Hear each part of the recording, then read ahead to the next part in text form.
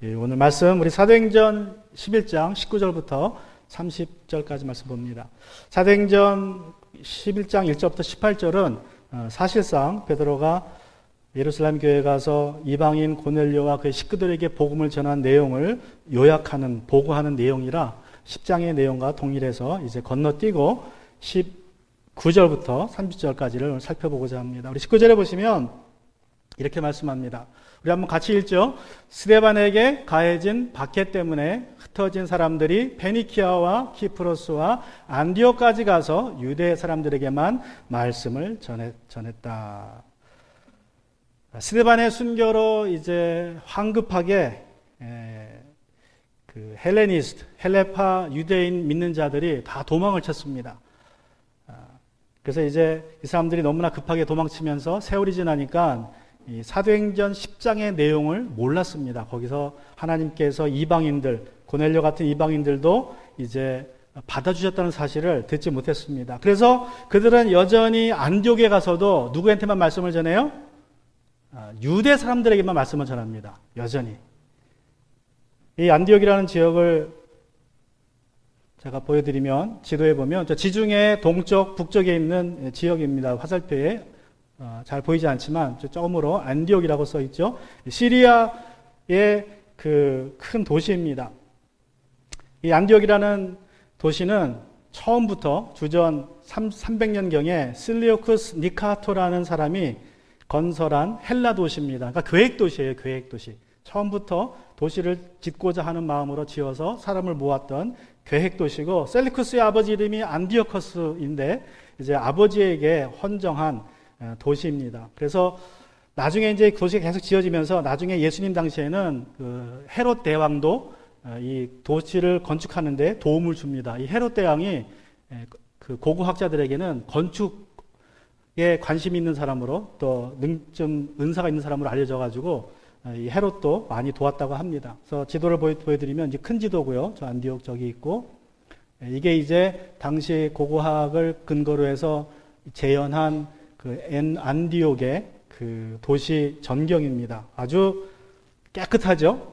그냥 사람들이 그냥 알아서 와서 모이던 도시가 아니라 저렇게 길을 내고 미국처럼 먼저 길을 내고 집을 지어서 계획한 건설 도시로 아주 깨끗한 도시이고, 저 강이 이제 오른토스라는 강입니다. 저 강이 지중해로 연결되어 있어서 지중해에서 배가 저까지 들어와서 이제 무역을 했던 그러한 큰 도시입니다. 그래서 이 안디옥은 로마 제국에서 세 번째로 큰 도시입니다. 로마가 제일 컸고, 그 다음이 이집트에 있는 알렉산드리아가 두 번째로 컸고, 그리고 이제 이 안디옥이 세 번째로 컸는데, 학자들의 추정에 따르면 최소 50만 명에서 최대 80만 명이 살았다 그래요. 엄청 큰 도시죠. 그 당시에. 지금도 이 정도 숫자면 엄청 큰 도시인데, 근데 그 중에 약 2만 5천 명에서 많게는 5만 명이 유대인이었을 것이라고 학자들은 말합니다. 또 이 안디옥은 이 다문화 도시입니다. 다문화 도시. 저기는 헬라 사람들, 시리아 사람들, 페니키아 사람들, 유대인들, 아랍 사람들, 페르시아 사람들, 이집트 사람들, 그리고 멀리 인도에서 온 사람들이 모여 살았다고 합니다. 그런데 이 안디옥은 이제 국제도시이기도 했지만 또 대도시이기도 했지만 또 로마 제국에서는 아주 음란한 도시로 유명했습니다. 악명이 높았죠. 유명했다기보단. 이 안디옥 사람들은 아르테미스, 또 아폴로, 또 아스타르라는 신을 섬겼습니다. 이제 신전에는 제사장들이 있는데 특이하게 제사장들이 여자들이에요. 여자들. 여자 제사장들. 사실상 옛날의 여자 제사장들은 신전을 찾아온 남자들을 상대하는 창녀들이라고 보면 됩니다. 그래서 굉장히 음란한 도시였어요. 20절과 21절에 보시면 이제 이렇게 말씀합니다. 그런데 그들 가운데는 키프로스 사람과 구레네 몇 사람이 있었는데 그들은 안디옥에 이르러서 그리스 사람들에게 또 말을 하여 주 예수를 전하였다. 주님의 손이 그들과 함께 하시니 수많은 사람이 믿고 돌아왔다. 이 키프로스 사람과 구레네 사람이라는 뜻은 이제 그곳에서 태어난 유대인이었을 것이라고 생각이 됩니다. 그러니까 이제 헬레니스트 유대인들이죠. 헬라파 유대인들, 아니면 또 일부는 유대교를 개정한 이방인들도 아마 섞여 있었을 것입니다. 이들이 오순절에 사도행전 2장에서 예루살렘으로 왔다가 베드로에게 복음을 듣고 이제 예수님을 믿게 된 사람들입니다. 자, 그들이 스데반의 핍박이 시작되자 도망쳤어요. 고향으로 도망쳤다가 엔디옥으로 갔는지 아니면 엔디옥으로 바로 올라갔는지 알지 못하지만 어쨌든 그들이 키프로스 사람과 구레네의 유대인들, 예수 믿는 유대인들이 안디옥으로 갔습니다. 그래서 거기에서 복음을 증거하는데 여전히 복음을 누구한테 증거합니까? 예수님한테, 유대인들만 뿐만 아니라 이들은 이제 이방인들에게도 그리스 사람들에게도 말을 하여 주 예수를 전하였다. 그러니까 이제 이들은 이제 유대인의 장벽을 뛰어넘어서 이방인들에게도 복음을 전하기 시작합니다. 아주 놀라운 시도죠. 아까 제가 말씀드렸지만 여러분 유대인들은 특히 헬레니스트 유대인들은 헬라파 유대인들은 유대인 그리스도인들은 성전의 무용성을 믿었어요. 성전이 더 이상 필요 없다. 성령이 우리 안에 들어왔기 때문에 우리가 성전이다라고 믿었는데 그런데 여전히 믿지 못한 게 뭐냐면 그 성전 안에 있던 유대인과 이방인을 가르는 벽을 허물지 못했습니다. 자기 마음속에 있던 그 벽을. 그래서 복음을 처음에는 유대인들에게만 전했어요. 안디옥에서도. 그러나 나중에 키프로스에서 또 구레네에서 온 그 사람들이 마침내 그 벽을 허물고 이제 이방인들에게도 복음을 전했다는 것을 우리가 보게 됩니다. 이 두 구절에서 우리는 복음 전도의 첫 번째 원리를 발견하게 됩니다. 그것은 무엇입니까? 말씀을 보면 그리스 사람들에게도 말을 전하여 주 예수를 전하였다. 이렇게 말씀하고 있는데 21절에 보면 주님의 손이 그들과 함께 하시니 수많은 사람이 믿고 주님께로 돌아왔다. 복음 전도의 첫 번째 원리는요. 내가 입을 여는 것입니다. 내가 입을 열면 주님이 함께 하시는 것입니다. 내가 입을 열면 주님의 손이, 주님의 능력이 우리와 함께 있어서 주님께서 나머지를 감당하세요. 내가 할 일은 뭡니까? 그리스도인으로서 예수를 전하는 게 내가 할 일이에요. 예수를 전하는. 그러면 나머지는 그 사람이 믿고 안 믿고는 누가 할 일이다? 그건 예수님이, 주님께서 하실 일이에요. 우리는 입을 여는 게 중요합니다. 제가 샌프란시스코의 북쪽에 있는 밀빌이라는 도시에서 이제 골든게이트 신학교를 다니고 있을 때에 저녁에 차를 타면 한 8시라고 생각이 돼요. 한 여자 목사님이 나와서 방송 설교를 합니다. 먼저 짧게 한국말로 설교를 하세요. 그리고 동일한 내용을 영어로도 하세요. 그냥 읽는 거죠. 근데 이분은 제가 이렇게 들으면 미국에서 태어나 자란 분이 아니에요.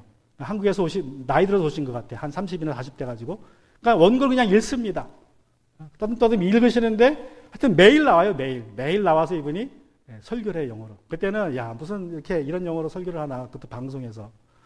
그런데 지금 생각해보면 여러분 그 용기가 얼마나 대단합니까? 그죠? 자기 교회도 아니고 돈 내가지고 방송 시간을 사서 그 영어, 그냥 읽는 영어인데 그 영어로 복음을 전하는 거예요. 설교를 하는 거예요. 왜 그래요? 아마 이분은 그걸 믿었을 거예요. 내가 입을 열면 나머지는 누가 일을 하신다? 주님이 하시니까. 이분의 일은 그냥 자기 돈 들여서 방송 시간 사가지고 그냥 영어 원고지만 읽는 것으로서 복음을 전했던 것입니다. 여러분 우리가 입을 열지 않으면 아무 일도 벌어지지 않습니다. 내가 부족하더라도 연약하더라도 입을 열면 하나님이 역사하십니다. 사실 우리의 고민이죠. 이 미국에 사는 우리 한인 그리스도인들, 특별히 멜번처럼 작은 지역에 사는 우리 고민은 한국말로도 복음 전하기가 쉽지 않은데 영어로 전한다는 부담감이 너무 크지만 그래도 우리가 용기를 내어서 예수님을 전하면 하나님께서 나머지는 알아서 하신다는 사실을 믿으시기 바랍니다. 그래서 이제 그들이 입을 열어서 복음을 전하니까 주님의 손이, 주님의 능력이 함께 하셔서 수많은 헬라 사람들이 예수님께 나왔다고 누가는 기록하고 있습니다. 23절, 22절, 3절 보시면 예루살렘 교회가 이 소식을 듣고서 바나바를 안디옥으로 보냈다. 바나바가 가서 하나님의 은혜가 내린 것을 보고 기뻐하였고 모든 사람에게 굳센 마음으로 주님을 의지하라고 권하였다. 자, 안디옥 교회가 이방인들로 부흥하고 있는데 특별히 이방인들로 부흥하고 있다는 소식이 이제 멀리 떨어진 예루살렘까지 전해졌습니다. 그러자 예루살렘 교회가 안디옥에 바나바를 보냅니다. 빌립이 사마리아에서 복음을 전했을 때는 누구를 보냈습니까? 예루살렘 교회가 베드로와 요한을 보냈죠. 그래서 그들에게 성령을 받게 해줬는데 이제 안디옥에서 이방인들이 예수님을 믿는다는 소식을 들었을 때에는 바나바를 보내요. 왜 그럴까요? 베드로나 또 요한보다는 바나바가 훨씬 낫죠? 왜 그래요? 베드로와 요한은 헬라 말을 잘 못했어요. 그리고 헬라 문화를 잘 모릅니다. 그래서 헬라 문화에 익숙하고 헬라 언어를 할 수 있는 바나바를 대신 보냅니다. 바나바를. 예루살렘 교회가 바나바가 적임자라고 판단했습니다. 자, 안디옥에 도착한 바나바가 이제 어떤 말로 그들을 권면합니까? 굳센 마음으로 주님을 의지하라고 권합니다. 이제 하나님의 은혜가 내린 것을 보고, 여기서 하나님의 은혜라는 것은 구원의 은혜를 말하죠. 하나님의 구원의 은혜가 이방인들에게 내린 것을 보고 그는 기뻐했습니다. 그리고 그 모든 믿는 자들에게 굳센 마음으로 주님을 의지하라고 권하였습니다. 여러분, 어떤 사람들은 주님께 나왔다는 사실에 만족을 합니다. 십자가의 피로 자신의 죄가 용서받았다는 사실에 만족을 합니다. 그러나 이것이 믿음의 시작이라는 사실을 잘 모릅니다. 여러분, 중요한 것은 내가 예수 믿고 끝까지 깨어 있어야 됩니다. 끝까지 깨어 있어야 돼요. 끝까지 좁은 믿음의 그 길로 가도록 애써야 합니다. 그렇지 않으면 세상의 세파가, 유혹이 우리를 휘둘르죠. 끌어내립니다. 구원의 도에서 벗어나게 합니다. 세상의 유혹과 이생의 자랑에 이끌려서 우리가 넓은 멸망의 길로 갈아타게 됩니다. 우리 세번역 성경은 굳센 마음으로 주님을 의지하라고 권하였다라고 번역했지만, 개역 성경은 굳건한 마음으로 주와 함께 머물러 있으라 권하니. 주님을 의지하라. 좀 다른 표현이지만 좀 더 문자적인 표현은 주와 함께 머물러 있으라. 근데 굳건한 마음으로, 굳건한 마음이라는 말은 분명한 목표를 가지고 그런 뜻입니다. 영어 성경에 보면 purpose of heart이라고 표현했어요. 그래서 분명한 목표를 가지고 머물러 있어라, 주님과 함께. 그런데 우리가 마음에 가지고 있어야 할 분명한 목표가 무엇입니까? 그리스도인으로서 고린도전서 10장 31절은 같이 한번 읽습니다. 시작. 그런즉 너희가 먹든지 마시든지 무엇을 하든지 다 하나님의 영광을 위하여 하라. 여러분, 이것이 우리가 가져야 할 인생의 목표입니다. 그리스도인으로서. 우리가 먹든지 마시든지 무엇을 하든지 하나님의 영광이 되기 위해서 하라. 여러분, 이것을 우리가 가지고 있으면 우리 인생에 풍랑이 많아도, 유혹이 많아도 주님과 붙어 있을 수 있습니다. 주님과 늘 함께 할 수 있습니다. 세상의 유혹과 세상의 풍랑을 이기는 비결은 곧 하나님의 영광을 생각하는 것입니다. 내가 먹든지 마시든지 무엇을 하든지 이것이 하나님의 영광을 위한 것인가를 생각할 때 우리가 주님과 함께 있을 수 있고, 어떤 풍랑도 버틸 수 있습니다. 어떤 유혹도 이길 수 있습니다. 끝까지 주님과 함께 할 수 있습니다.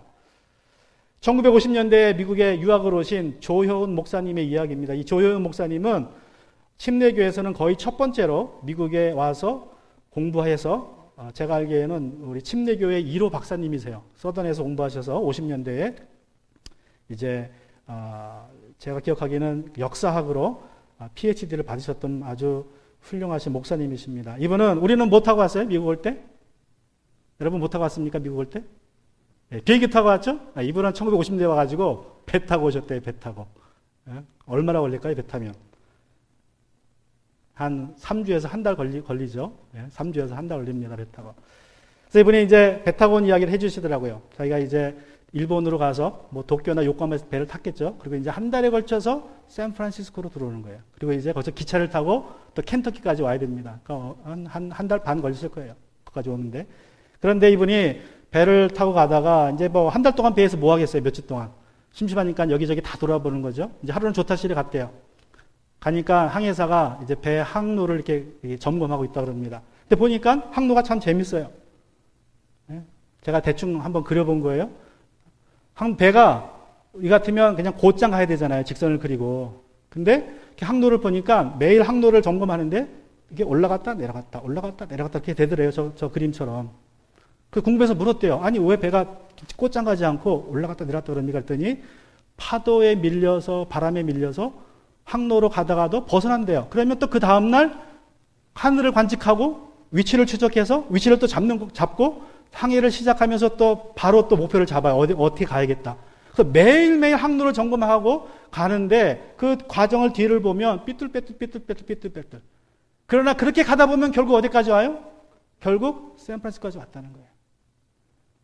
무슨 말입니까, 여러분? 우리 마음속에 굳건한 분명한 목표가 있으면 세파에 밀릴 수 있어요. 그러나 돌아올 수 있습니다. 그죠? 뭐가 우리의 마음의 목표입니까? 하나님의 영광. 내가 하나님의 영광이라는 것을 딱 붙잡고 있으면요, 살다가 세파가 있고 어려움이 있고 유혹이 있습니다. 잠시 밀려날 수도 있지만 다시 정신 차리고 그것으로 돌아오면 돼요. 그러다 보면 끝까지 어디까지 가는 겁니까? 천국까지 가는 거예요. 목적지에 도착하는 것입니다. 우리가 무엇을 먹든지 마시든지 다 하나님의 영광을 위해서 하고자 하는 목표가 있다면 버틸 수 있습니다. 그래서 이분의 간증을 통해서 우리가 배우는 것은 우리 인생도 똑같다는 것입니다.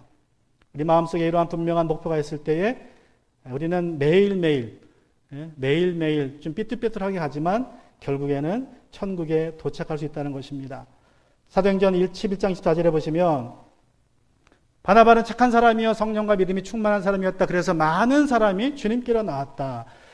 자, 이제 여기서 효과적인 복음 전도의 두 번째 원리를 보게 됩니다. 첫 번째 원리는 뭡니까? 21절에 나온 원리는 우리가 입을 열어 증거할 때 주님께서 나머지는 하신다가 첫 번째 원리예요. 내가 입을 여는 게 첫 번째 원리입니다.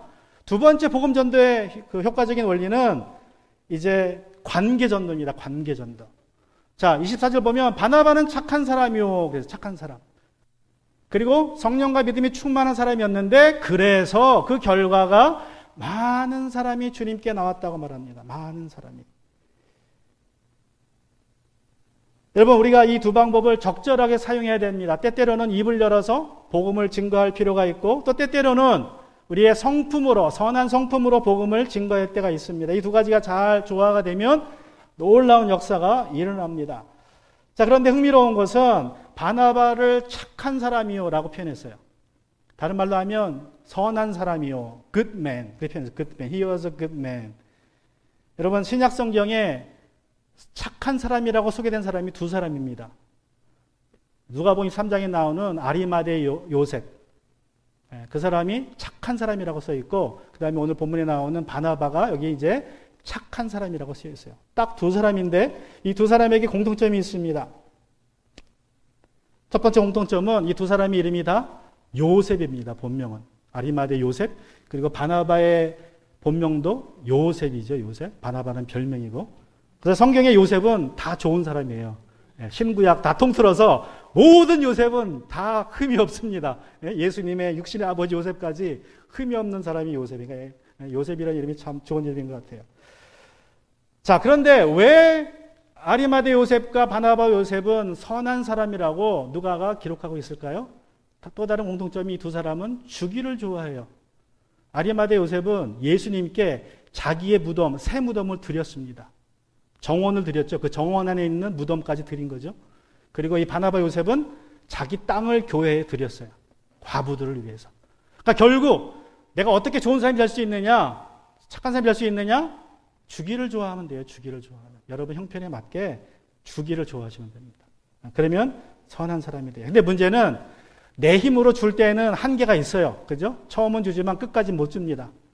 그래서 성령과 믿음이 충만해야 됩니다. 내가 끝까지 착한 사람, 선한 사람으로 내가 오래 참으려면 성령이 충만해야 돼요. 믿음이 충만해야 됩니다. 그렇지 않으면 누구나 다 친구한테는 잘해줘요. 그죠? 그런데 자기가 싫은 사람한테는 잘해주기 힘들어요. 그러나 성령이 충만하면 싫은 사람한테 잘해줄 수 있습니다. 그리고 끝까지 잘해줄 수 있어요. 여러분, 우리가 하나님이 좋으신 하나님이라고 얘기합니다. God is good. 왜 하나님이 좋으신 하나님이에요? 독생자 아들을 주셨기 때문에, 죄인들에게. 그래서 하나님이 좋은 분이에요. 우리가 줄 때에, 나눌 때에 좋은 사람으로 알려지게 되고 또 성령과 믿음이 충만해서 선한 사람으로 계속 남아있을 때에 많은 사람들이 주님께 돌아오게 될 줄로 믿습니다. 자, 바나바의 사역으로 이제 안디옥 교회가 갈수록 부흥합니다. 더 이상 바나바가 혼자 사역을 감당할 수 없게 되자 바나바가 어떻게 합니까? 25절 6절에 보시면 바나바는 사울을 찾으려고 다소에 가서 그를 만나 안디옥으로 내려왔다. 두 사람은 1년 동안 줄곧 거기에 머물면서 교회에서 모임을 가지고 많은 사람을 가르쳤다. 제자들은 안디옥에서 처음으로 그리스도인이라고 불리었다. 자, 바나바는 사울을 데리러 다소로 달려갑니다. 다소. 제가 다시 지도를 보여드리면 저기 안디옥이 있고 여기 안디옥이 있고요. 여기서 이렇게 직선거리는 한 70마일 정도 되는데 돌아가기 때문에 꽤 더 훨씬 많이 갑니다. 그래서 이 안디옥에서 다소, 이 사울의 고향인 태어난 곳인 사울이 숨어 있는 다소로 이제 찾아갑니다. 찾아갔다. 자, 저 찾아갔다는 말은요, 아주 열심히 찾았다는 말이에요. 어디 있는지 알고 간 게 아니라 가서 찾아냈어야 했습니다. 오랫동안 소식이 끊어져 있기 때문에. 자, 그래서 이제 이 사울을 고향에서 안디옥으로 데리고 옵니다. 여러분, 우리가 마지막으로 기억하고 있는 사울의 이야기는 사도행전 9장에 나오는 사울이죠. 그리스 말한 유대인 사람들과 말을 하고 토론하기도 하였다. 누가? 사울이. 그러나 유대 사람들은 사울을 죽이려고 꾀하였다. 사도들이 이 일을 알고 사울을 가이사라로, 항구 도시로 내려가서 다소로 보냈다. 이제 사울이 죽게 생겼으니까 고향으로 빼돌린 것입니다. 그리고 바나바가 다시 사울을 찾아갈 때까지의 시간이 약 10년이라 그래요. 짧게는 6년, 7년에서 길게는 10년 정도. 근데 그 10년 동안 사울이 다소에서 무엇을 했는지 성경엔 기록이 없습니다. 그래서 성경학자들은 사울의 침묵의 기간이라 그래요. 침묵의 기간. 그래서 추측을 합니다. 과연 사울이 다소에서 뭐 했을까? 학자들이 심심하니까 그런 거 잘해요. 성경이 안 나왔는데 이 사울이 다소 가서 10년 동안 뭐 했을까? 궁금하죠? 그래서 추측하기를 어떻게 추측하냐면 고린도후서 11장 3절부터 7절에 나오는 그 고난 있죠, 고난. 내가 매를 40대를 몇 번 맞고, 강야의 위험과 사람의 위험과 바다의 위험과 파선을 몇 번 당하고, 이런 그 여러 가지 위험들을 아마 당했을 때가 바로 요때일 거다. 그렇게 추측하는 분들도 계시고, 또 어떤 분들은 고린도후서 12장 2절부터 9절에 나오는 사울이 삼천청을 경험한 그 기록이 바로 이때일 것이다 라고 이렇게 주장을 합니다. 추측을 합니다. 자, 어쨌든 사울이 이제 다시 바나바로 하여금 본격적으로 이제 무대에 등장하기 시작합니다. 다시 안디옥에 와서 바나바와 함께 열심히 제자들을 양육합니다. 그래서 어떤 일이 벌어집니까? 거기서 이제 처음으로 그리스도인이라고 불렸다. 근데 이 그리스도인이라는 말은요, 우리는 자주 쓰지만 우리가 지금 제일 많이 쓰는 믿는 자들에 대한 칭호이지만 이 당시 신약성경 당시만 해도 그리스도인이라는 말은 별로 쓰이지 않았습니다. 신약성경에 오직 3번 나와요. 사도행전 26장 28절하고 베드로전서 4장 16절하고 딱 3번 나와요. 대체로 우리 그리스도인들을 부르는 말은 믿는 자, 성도, 신도, 또 제자 이런 말을 많이 쓰지 그리스도인이라는 말을 별로 안 썼습니다. 자, 그래서 학자들은 추측하기를 이 그리스도인이라는 말은 그리스도인들이 다른 그리스도인들을 불러준 말이 아니라 불신자들이 신자들을 불러준 말이라고 얘기를 해요. 그런데 칭찬하는 말이라기보다는 조소하는 말, 조롱하는 말로 이 말을 사용했다고 그렇게 추측을 합니다. 그러니까 비하하는 말이죠. 야, 너는 그리스도 당이냐? 이렇게 이제 표현하는 것입니다. 너는 예수파냐? 이런 식으로 이제 그들을 조롱했다는 것입니다. 여러분, 이 그리스도인이라는 말이 조소의 뜻을 담고 있던 아니면 칭찬의 뜻을 담고 있던 중요한 것은 그리스도인들이 불신자들과는 구분되는 삶을 살았기에 이러한 그리스도인이라는 명칭으로 불렸다는 것입니다. 여러분, 불신자들은 매주일에 교회에 나와서 예배를 드리는 성도들, 또 주중에 나와서 또 기도하는 성도들, 또 거기에다가 11조까지 정성스럽게 바치는 성도들을 보고 너는 왜 그렇게 사느냐라고 조소할 수 있습니다. 조롱할 수 있어요. 너 이렇게 재미없게 사느냐. 어쩌면 안디옥의 제자들을 보고 안디옥 사람들이 그렇게 불렀을 거예요. 너는 왜 그렇게 재미없게 사느냐. 너는 왜 그렇게 사느냐 그러면 이 제자들이 뭐라 그래요? 우리는 그리스도를 따르는 사람이다. 그래서 이제 그리스도인이라고 불렸을 것입니다. 당시 안디옥의 제자들이 어떻게 이웃 불신자들과 다른 삶을 살았을까요? 물론 성경에 나오지 않지만 제가 당시에 쓰여진 디오그네스투에게 보내는 편지에 따라서 추측을 해보자면 우리가 한번 이렇게 추측할 수 있습니다. 여러분, 이 디오그네스투에게 보내는 편지라는 이 편지는 어느 무명의 사람이 디오그네스투라는 사람에게 보낸 편지의 내용입니다. 주후 117년경에. 그러니까 굉장히 오래된 편지인데 그 편지의 내용이 이런 내용이에요. 제가 읽어드릴게요. 그리스도인들은 나라와 언어와 사회제도에서는 다른 사람들과 구분되지 않습니다. 자기들만의 도시를 이루어 거주하지도 않고 자기들만의 언어를 쓰지도 않으며 자기들만의 생활 방식을 갖고 있지도 않기 때문입니다. 여기까지는 누구의 설명일까요? 이건 유대인들을 하는 말이에요. 유대인들이 이렇게 살았어요, 당시에. 근데 그리스도인들은 그렇게 안 산다는 거예요. 그들은 그리스나 야만인들의 도시에 살아갑니다. 의복과 음식과 기타 생활에서 지역의 관습을 따릅니다. 그러면서도 살아가는 모습이 지역 주민들과 사뭇 다르게 단정합니다. 고향에 살면서도 나그네처럼 살아갑니다. 시민의 의무를 다하면서도 외국인으로서 수모를 겪습니다. 타향이 고향이고 고향이 타향입니다. 그들은 다른 사람들과 마찬가지로 결혼을 합니다. 자녀도 양육합니다. 하지만 자녀를 버리는 법이 없습니다. 식탁은 공유하지만 아내는 공유하지 않습니다. 육체를 지니고 살지만 육체대로 살지 않습니다. 땅에 살지만 천국 시민들입니다. 법을 준수하지만 법 없이도 살아갈 사람들입니다. 모든 사람을 사랑하는데도 모든 사람에게 박해를 받습니다. 무명한 사람들인데도 비난과 정죄를 당합니다. 죽음을 당하는 것 같은데 살아있습니다. 가난하면서도 많은 사람들을 부유하게 만듭니다. 가진 게 없으면서도 모든 것에 넉넉합니다. 비난을 받지만 그것을 자랑스럽게 여깁니다. 중상모략을 당하지만 무고합니다. 저주를 당하면서도 축복합니다. 조롱을 당하면서도 존경을 합니다. 선을 행하면서도 범죄자처럼 처형을 당합니다. 이것이 초대교회 성도들의 삶의 모습이었습니다. 아마도 안디옥의 성도들도 이렇게 살았을 것이에요. 한 가지 더 첨가가 될 수 있습니다. 어떤 점입니까? 말씀드린 것처럼 여러분 안디옥에는 아르테미나 아폴로 신전이 있습니다. 거기 가면 여자 제사장들이 있고 아무 때나 가서 예배드린다는 것은 그냥 그들과 관계를 맺는 게 예배예요. 그 당시 이방 신전에서 예배라는 게 그런 겁니다. 그런데 이 안디옥 교회 성도들은 그렇게 하지 않았어요. 또 이 점이 달랐을 것입니다. 그래서 안디옥 사람들은 이들을 보고 너희들은 무슨 재미로 사느냐?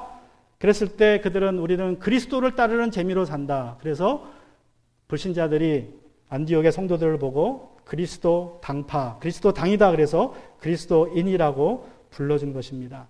여러분 오늘날 그리스도인이라는 말은 교회에 다니는 사람이라는 뜻으로 사용되고 있습니다. 한국에서는 심지어 기독교를 개독교라고 부릅니다. 세상이 교회 안에 들어와서 세상과 교회의 구분이 사라졌습니다. 교회는 하나님께 부름받은 사람들의 모임이 아니라 이제 사교 클럽이 되었습니다. 그리스도인이라는 말의 본래 뜻을 우리가 회복해야 됩니다. 여러분 그 시작은 바로 구원이 무엇인지 거듭남이 무엇인지 바로 알고 경험하는 것입니다. 오늘날 많은 이들이 회개한다고 하지만 과거의 죄와 단절되지 못합니다. 어머니 뱃속에서는 나왔는데 탯줄이 끊어지지 않았습니다. 씻겨지지 않았습니다. 예수님을 구원자로는 믿지만 인생의 주님으로 섬기지 않습니다. 아니면 섬기지 못합니다. 그들이 성령 받지 못했기 때문입니다. 오직 우리가 죄를 회개하고 예수님을 구원자와 주님으로 믿고 침례를 통해서 주님의 죽으심과 부활에 연합하고 성령을 받아 늘 성령에 충만할 때만 우리는 세상과 구분되는 삶을 살 수 있습니다. 우리 교회가 그런 교회가 되기를 소망합니다. 여러분 그리스도인이라는 말이 우리를 향해 불릴 때는 정말 성경에 나오는 의미대로 쓰여지기를 소망합니다. 또 27절과 8절에 보시면 금유럽의 예언자 몇 사람이 예루살렘에서 안디옥으로 내려왔다. 그 가운데 아가보라는 사람이 성령의 감동을 받아서 일어나 온 세계 기근이 들 것이라고 예언하였다. 바로 그 기근이 글라우디오 황제 때에 들었다. 예언자는 성령을 통해서 계시된 미래의 일을 말하는 사람입니다. 영어로는 foreteller라고 할 수 있죠. F-O-R-E-T-E-L-L-E-R, foreteller. 그러니까 미리 말하는 사람.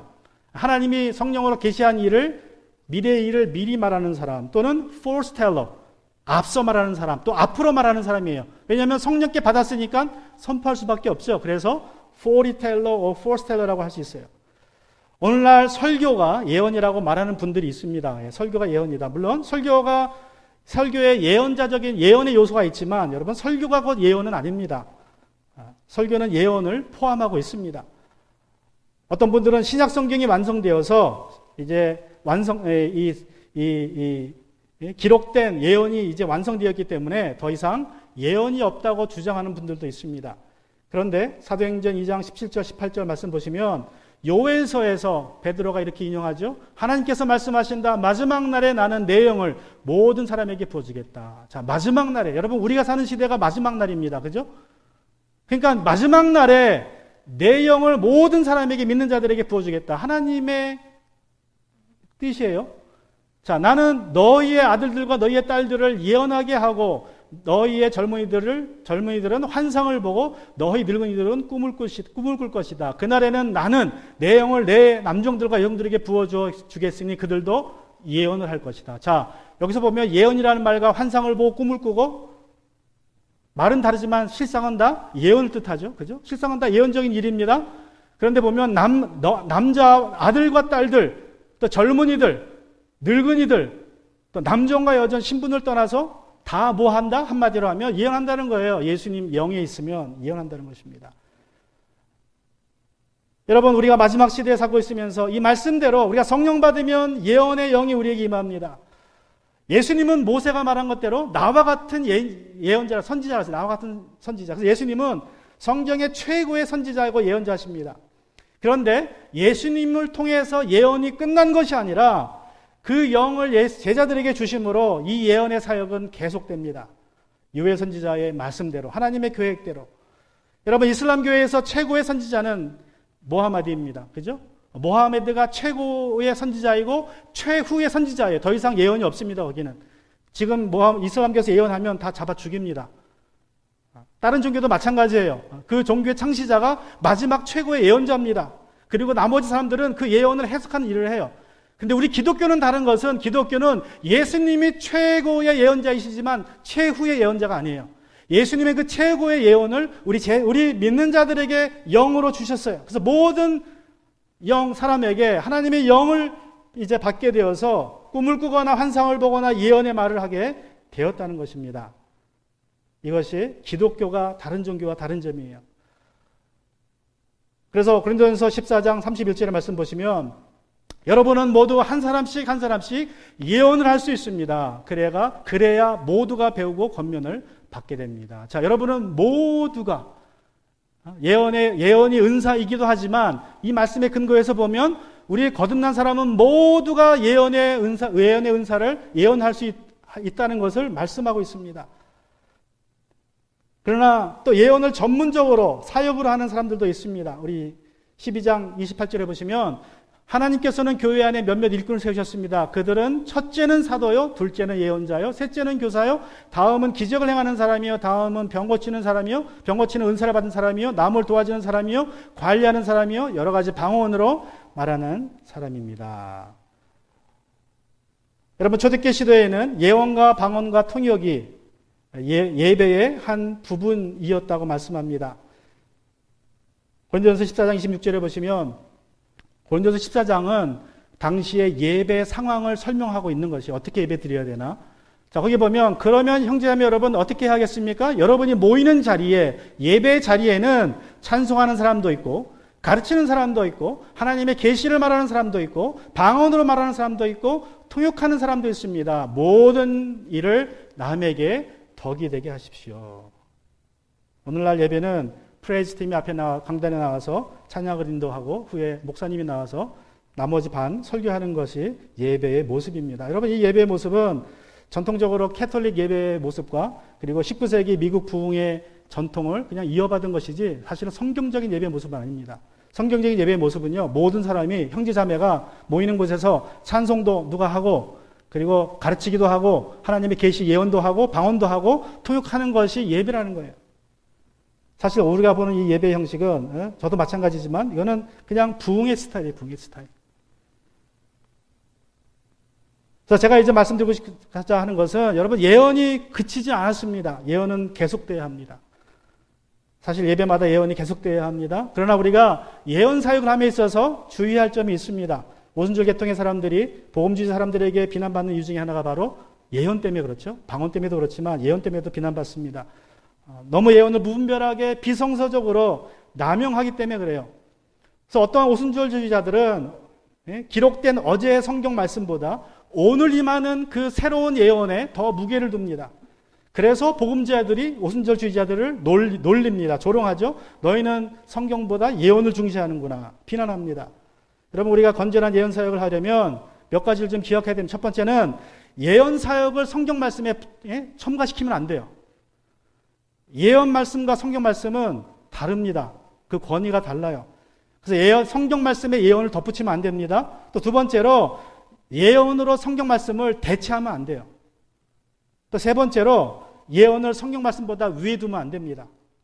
여러분, 성경 말씀은 2000년 된 말씀이고 예언은 오늘 주신 말씀이지만, 그래서 새롭기 때문에 예언이 더 귀하다고 여기면 안 됩니다. 또 많은 사람들이 예언과 기도를 혼동합니다. 그래서 예언기도라는 표현을 써요. 예언기도. 여러분, 이것은 성경적인 표현이 아닙니다. 예언이라는 것은 위에서 아래로 내려오는 거죠. 하나님이 우리에게 일방적으로 주시는 게 예언입니다. 기도는 뭐예요? 내가 하나님께 드리는 말씀이죠. 그래서 예언기도라는 말은 서로 충돌이 돼요. 성경에도 보면 예언과 기도를 분리합니다. 고린도전서 11장 4절과 5절에 보면 남자가 머리에 무엇을 쓰고 기도하거나 예언하는 것은 자기 머리를 부끄럽게 하는 것입니다. 그러나 여자가 머리에 무엇을 쓰지 않는 채로 기도하거나 예언하는 것은 자기 머리를 부끄럽게 하는 것입니다. 그래서 기도하거나 예언하는 것은, 예언과 기도는 분리되어 있습니다. 예언은 하나님이 일방적으로 우리에게 주시는 거예요. 내가 원하든 원하지 않든 하나님 우리에게 주시는 말씀이고, 기도라는 것은 내 마음의 소원을 함께 알려드리는 것입니다. 그런데 왜 사람들이 예언기도라는 표현을 씁니까? 소위 예언의 은사가 있다는 사람들 찾아가서 내가 앞으로 누구와 결혼해야 되느냐, 내가 사업을 해야 되느냐 말아야 되느냐, 하나님의 뜻을 구한다는 식으로 기도를 부탁하기 때문에 예언기도라는 표현이 생긴 것 같아요. 여러분, 자기의 앞날이 어떻게 될지 하나님께 물어보는 것은 기도해야 될 일이지 예언받을 일이 아닙니다. 자신의 앞날을 하나님께 물어보는 것은 하나님을 점쟁이 취급하는 거예요. 그걸 예언식, 물론 기도를 하나님의 뜻을 물어보는 거지만 그것을 자기 주장대로, 자기 중심으로 물어보는 것은 하나님을 그렇게 취급하는 것입니다. 안타까운 것은 오늘날 많은 그리스도인들이 하나 전보듯이 예언 사역을 해요. 한국에서 어떤 분을 만났는데 아들이 대학의 졸업반입니다. 일본어를 전공하고 있어요. 그래서 제가 얘기했습니다. 아들을 일본에 보내면 좋겠다. 일본에 지금 사람이 모자라다 그런다. 경제가 너무 좋아가지고 일할 사람은 없고, 그래서 외국인들을 막 받아준다 그러니까 아들을 일본에 보내면 어떻겠느냐. 일본어 전공이니까. 그랬더니 안 보내겠대요. 그래서 왜 안 보내느냐. 그랬더니 자기도 안 그래도 아들도 일본 가고 싶다 그래서 어떤 목사님한테 얘기를 했대요. 기도해달라고. 아들을 일본에 보내야 됩니까? 말아야 됩니까? 그랬더니 일본에 가게 되면 아들이 해를 받을 것입니다. 그래가지고 안 보내기로 했대요. 여러분, 이건 기도할 문제지 남한테 여쭐 문제가 아니에요. 내가 기도하면 되죠. 그죠? 근데 하나님이 먼저 내가 그냥 기도하고 있는데 너 아들 보내면 안 된다. 아들 보내면 해가 입을 것이다. 그러면 예언이지만 왜 그걸 굳이 기도해야 될 문제를 왜 예언한다는 분한테 여쭈어봐서 왜 거기에 목을 메고 의지합니까? 그건 잘못된 거라는 거예요. 그렇게 되는 것이. 앞으로 일어날 일들에 대한 계시의 말씀이 예언의 한 부분이긴 하지만 그것이 예언의 전부는 아닙니다. 고린도전서 14장 3절은 이렇게 말씀하세요. 그러나 예언하는 사람은 사람들에게 말하는 것입니다. 그는 덕을 끼치고 위로하고 격려하는 말을 합니다. 예언에는요, 미래적인 요소가 있어요. 미래에 어떤 일이 있을 것이다라는 요소가 있지만 또 현지적인 요소가 있습니다. 현지적인 요소라는 건 뭐예요? 지금 덕을 끼치는 겁니다. 교회에 덕이 되는 것입니다. 하나님은 교회에 덕이 되는 말을 하기 위해서 예언하는 사람 통해서 말씀하세요. 제가 지난번에도 말씀했지만 제가 한국에서 사랑하는 교회 집회에 참석했을 때에 사회자가 예언받고 싶은 사람 일어나라 그래서 제가 일어났어요. 저는 그런 경험이 전혀 없습니다. 그래서 이제 저도 궁금하고 또 마음에 소원도 있고 그래서 일어났는데 저는 이제 누가 이렇게 오시더라고요, 성도님이. 그래서 기도하는 줄 알고 딱 눈 감았더니 이분이 눈을 안 감아요. 그래서 눈을 안 감지? 그때 이분이 나 한번 딱 쳐다보더니 얘기를 해주더라고요. 어떻게 될 것입니다. 제가 이런 말씀 하셨어요. 성도님 마음속에 말씀에 견고한 진이 있어서 말씀을 반복해서 연구하고 두어 개의 말씀의 권위가 있고 시간은 오래 걸리겠지만 사람들이 변할 것입니다. 제가 그 말을 듣고 위로가 됐습니다. 제 상태를 말하고 있으니까. 근데 많은 사람들이 그 예언을 이런 위로의 말씀이라기보다는 단지 미래가 궁금해서 미래를 어떻게 할까? 그것을 결정하기 위해서 예언을 사역을 하는 것은 굉장히 위험한 일입니다. 또 여러분 혹시라도 예언의 말씀이 우리에게 주어지지 않더라 하더라도 여러분이 그 예언의 말씀을 너무 목맬 필요가 없어요. 왜 그래요? 잠언서 28장 29장 18절에 보시면 계시가 없으면 백성은 방자하나 율법을 지키는 사람은 복을 받는다라고 말씀하고 있습니다. 그래서 계시는 비전, 꿈, 예언을 말합니다. 예언의 말씀이에요.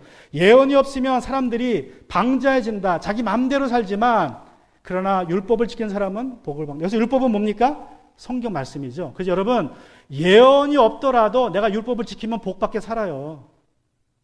이 말씀의 뜻은 그 뜻입니다. 혹시나 예언이 없더라도 계시가 없더라도 지금 말씀이 있으니까 말씀 붙잡으라는 거예요. 그러면 하나님이 그 말씀에 따라 사는 사람들에게는 복을 주십니다. 자, 그래서 예언 사역을 건전하게 하려면 반드시 분별해야 됩니다. 우리 로마서 14장 29절에 다시 돌아가면 예언하는 사람은 둘이나 셋이서 말하고 다른 사람들은 그것을 분별하십시오. 그래서 나머지는 다 분별해야 돼요. 또 데살로니가전서 5장 19절 22절에 보시면 성령을 소멸하지 마십시오. 예언을 멸시하지 마십시오. 자, 이 네 구절은 다 연결되어 있습니다. 성령을 소멸하면 예언을 멸시한다는 거예요. 예언이 오지 않죠? 성령을 소멸하니까. 자, 그러면 예언을 멸시하지 않으면 예언이 나오는데 예언의 모든 것을 분간하고 예언 중에 좋은 것을 굳게 잡으십시오. 갖가지 모양의 악은 멀리 하십시오. 저건 예언에 관한 말씀입니다. 그러니까 여러분 예언이 듣더라도 분별하셔야 돼요. 그리고 좋은 것만, 성경에서 말씀하는 것과 일치되는 것만 여러분이 붙잡으셔야 됩니다. 불신자와 함께 멍에를 매지 말라고 성경이 말씀하는데 하나님께서 당신을 불신자 가정에 선교사로 보내십니다 라고 하는 예언은 잘못된 예언이에요. 근데 그렇게 예언하는 사람들이 있어요. 그래서 주후 100년쯤에 쓰인 디다케라는 문서에 보면 참 예언자와 거짓 예언자를 구분하는 방법을 몇 가지 제시합니다. 자, 예언자가 와서 밥을 차리라 라고 예언을 하고 자기가 밥 먹으면 그 사람은 가짜라는 거예요. 예언자가 와가지고 다른 도시에서 와가지고 밥을 차리시오라고 하나님 말씀합니다. 그리고 자기가 같이 밥을 먹으면 그 가짜라는 거예요. 자, 돈을 헌금하십시오. 그리고 헌금 가져가는 거 가짜라는 거예요. 그리고 그 집에서 하루 이상 머물면 가짜라고 그랬어요. 일을 하지 않고. 예언자가 옛날에 오면, 그리스도인들이 오면 환영합니다. 근데 하루 이상 받지 말라 그랬어요. 하루 이상 머물 때는 반드시 일을 하라고 그랬어요. 그래요? 일하지 않는 자에게는 먹지도 말라 그랬기 때문에 그래서 이렇게 가짜 예언자를 구분하라고 디다케라는 그 문서에 보면 가이드라인이 나와 있습니다. 여러분, 그래서 오늘날에도 마찬가지입니다. 똑같죠? 어떤 분은 예언 받고 돈 주죠? 헌금하죠? 그러면 안 된다는 거예요. 줘도 안 되고 받아도 안 되고. 그래서 여러분, 예언이라는 것은 서로 덕을 끼치고 위로하고 격려하는 예언 사역이 회복돼야 됩니다. 자, 다시 7절 8절로 돌아가면 그 무렵에 예언자 몇이 예루살렘에서 안디옥으로 내려왔다. 당시에 예언자들, 특별히 예언의 은사가 있는 분들은요, 돌아다녔어요. 이 교회, 저 교회, 부흥사처럼. 그래서 예루살렘에서 안디옥으로 내려왔습니다. 그 가운데 아가브라는 사람이 성령의 감동을 받아서 일어나 온 세계에 큰 기근이 들 것이라고 예언하였다. 바로 그 큰 기근이 글라디오 황제 때 들었다.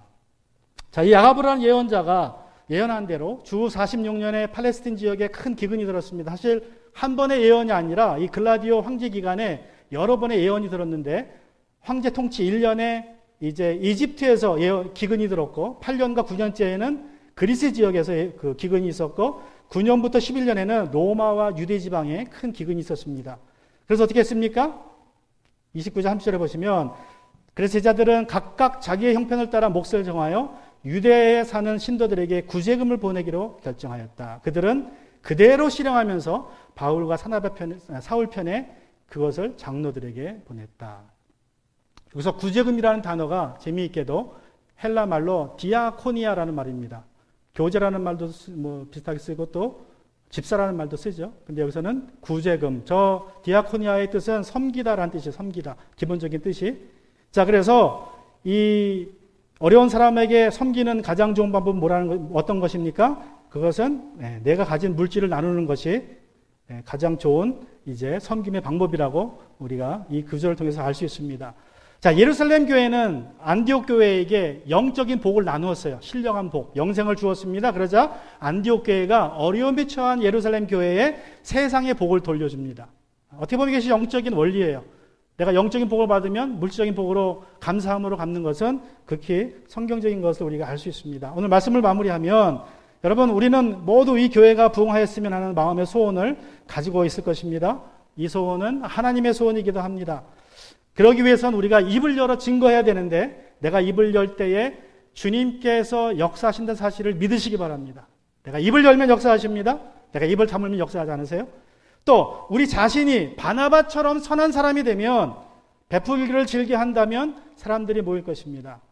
여러분, 우리는 스스로 선하게 될 수 없기에 성령의 충만이 필요하고 믿음의 충만이 필요합니다. 오늘날에도 하나님의 예언은 끊이지 않습니다. 우리 교회가 예언의 말씀으로 서로 덕을 끼치고 위로하고 격려하는 교회가 되기를 바랍니다. 하나님께서 우리에게 주신 그 물질, 어려움에 처한 성도들을 위로하는 좋은 섬김의 도구가 됩니다. 하나님의 복의 통로로 쓰임받는 교회가 되기를 축원합니다. 같이 이 시간 우리 기도하기 원합니다.